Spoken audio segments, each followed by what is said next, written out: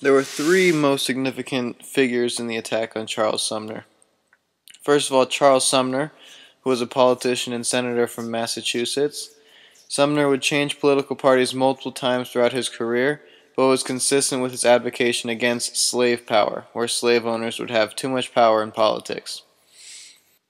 Preston Brooks would be another important figure. Preston Brooks was a Democratic representative from South Carolina who would be most remembered for his role in the beating of Charles Sumner, after Charles Sumner had verbally attacked his cousin Andrew Butler. Andrew Butler would be one more significant figure. Andrew was Brooks' cousin, also from South Carolina. He moved his way through the political ranks and he eventually became senator. He was personally targeted in Charles Sumner's speech, and this attack would be the incentive behind his cousin's beating of Mr. Sumner. On May 20th, 1856, Charles Sumner spoke the Crime Against Kansas speech, an aggressive two-day anti-slavery speech that focused on the Kansas-Nebraska Act. During the speech, Sumner personally attacked multiple representatives from the South. One of the Southerners Sumner attacked was South Carolina Senator Andrew P. Butler.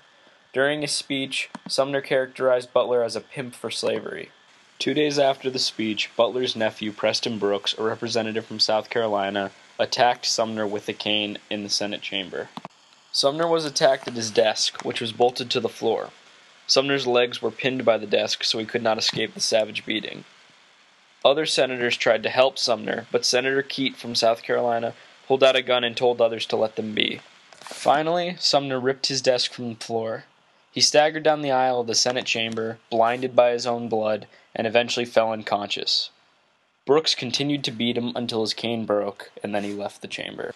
Sumner was injured so severely that it would take 3 full years for him to fully recover. There would be two different reactions in the North and the South from the beating of Charles Sumner.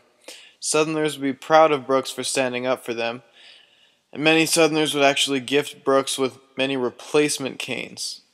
Dinner parties were held throughout the South to celebrate Brooks' actions. However, in the North, Brooks was vilified. His actions became a symbol of the stereotypically inflexible, uncompromising representative of the slave power. 4 years after the incident, Sumner returned and resumed speaking of the evils of slavery. After recovering in Europe and returning to the Senate, Sumner was advised to take a less aggressive stance towards slavery, but he refused to do so. In one of his speeches post-caning, Charles Sumner famously stated, "Say, sir, in your madness, that you own the sun, the stars, the moon, but do not say that you own a man, endowed with a soul that shall live immortal, when sun and moon and stars have all passed away."